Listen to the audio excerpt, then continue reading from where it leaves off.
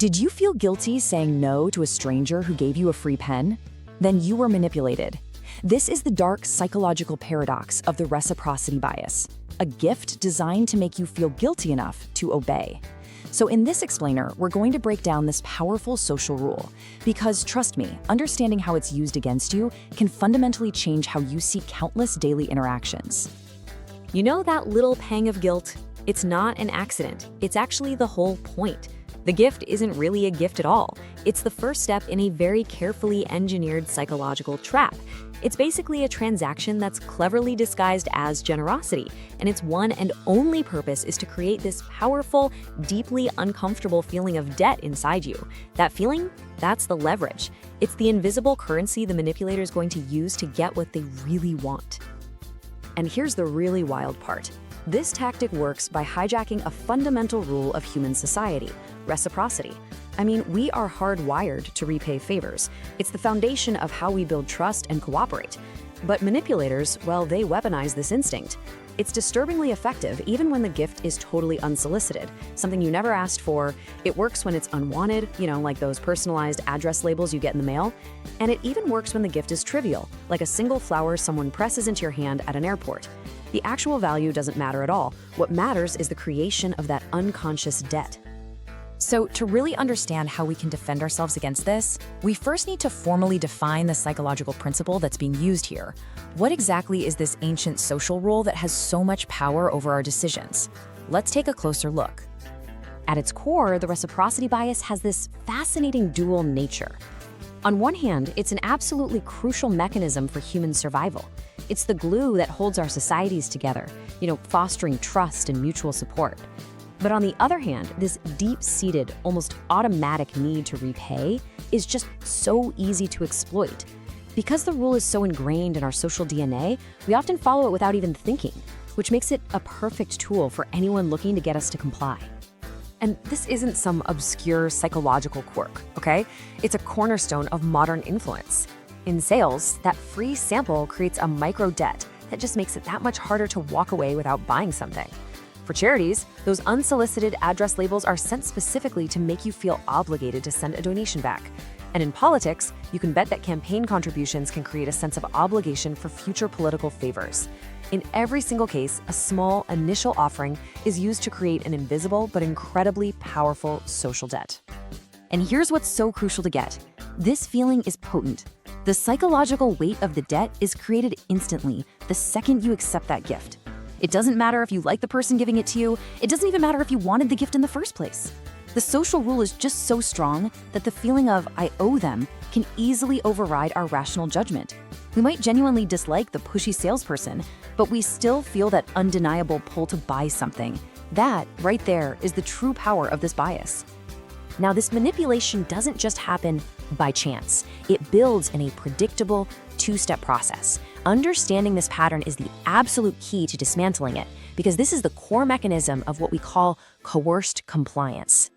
It always begins with step one, the unsolicited gift, which you can just think of as the bait. The manipulator offers you something, a favor, a sample, and they present it as if it's completely voluntary. Now, this triggers your brain's reward centers, but right behind that nice little feeling comes a stronger, more nagging one, a sense of social debt. You didn't ask for it, but now you have it, and the ancient social rulebook in your mind has just been opened to a new page. And then, of course, comes step two, the demand. After the bait is taken, the manipulator makes their real request, and it's almost always much, much larger than the initial gift. What they're doing is leveraging your own internal pressure, that deep-seated need to clear the social debt you now feel, to get you to agree to something you would have otherwise said no to. And this right here reveals the end game. The discomfort of feeling indebted is an incredibly powerful motivator. For a lot of us, it's so unpleasant that we will agree to a completely lopsided trade just to make that feeling go away. We stop analyzing the cost versus the benefit of the request, and instead we just focus on the cost of our own psychological discomfort. Compliance becomes the price we're willing to pay for a little emotional relief. So we've examined the how of this mechanism. Now let's explore why it works so well by looking at the psychology of both the manipulator and the target. And this brings us to the emotional centerpiece of the whole process, the weight of guilt. For the manipulator, the motivation is pure strategic control. By giving that initial gift, they position themselves as the one who started it, the creditor. They've intentionally engineered a situation where you feel a sense of obligation, and that tilts the power dynamic firmly in their favor before they've even made their real request. Now contrast that with your motivation as the target. Your primary drive isn't to get a good deal or to support their cause. It is simply guilt reduction. You comply not because you agree with them, but because complying seems like the only way to restore your sense of social balance and, avoid being seen as an ingrate or a moocher.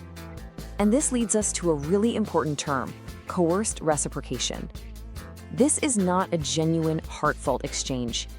It's a state where you agree to something you would really rather avoid, not out of free will, but because an unsolicited gift created a psychological burden that's so heavy, you feel desperate to repay it at almost any cost. It is, in essence, compliance under emotional duress. Okay, so we have now fully analyzed the trap. The next logical step, of course, is to learn how to disarm it. This section moves us from just analysis to action, introducing the countermeasures you can use to defend yourself against this powerful form of manipulation. The defense is really a two-step mental process. The first, and honestly the most important, is something called cognitive reappraisal. It just means consciously reframing the situation in your mind. The moment you're offered the gift, you have to mentally relabel the transaction. This is not a personal favor creating a social obligation. This is a business tactic. So the default manipulated frame is, I am now indebted.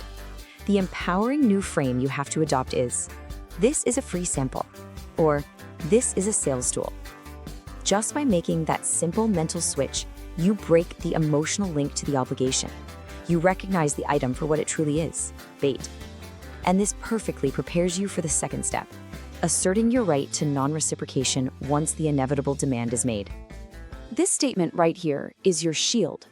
It's clear, it's calm, and it's incredibly powerful. It acknowledges the gift politely, thank you, which satisfies social grace. But then it cleanly separates the gift from the request, but I cannot agree. This neutralizes the tactic. You are prioritizing your rational judgment over manufactured guilt. In short, you're accepting the gift, but you're returning the obligation. All right, so after breaking down the mechanism and the defense, we arrive at the core takeaway. The ultimate skill here is learning to distinguish right there in the moment between a true gift and a strategic bribe. First, let's recap. Remember that the reciprocity bias is weaponized to create a powerful sense of social debt. That feeling of guilt after getting an unsolicited item isn't a flaw in your character, it's a feature of the manipulation. It was designed to make you more compliant. The pattern is always the same. That initial small gift triggers anxiety and a powerful drive for guilt reduction. This emotional state is then exploited to force you to comply with the much larger demand that always follows. And so, the single most empowering thought you can hold on to is this: a gift with a hook is not a gift. It is a bribe, and it's designed to buy your future obedience. Ultimately, awareness is what breaks the loop.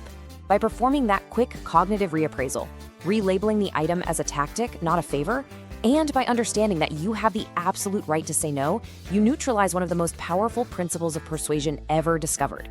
So the question I want to leave you with is this: the next time you're handed something for free, what will you see? A gift or a hook?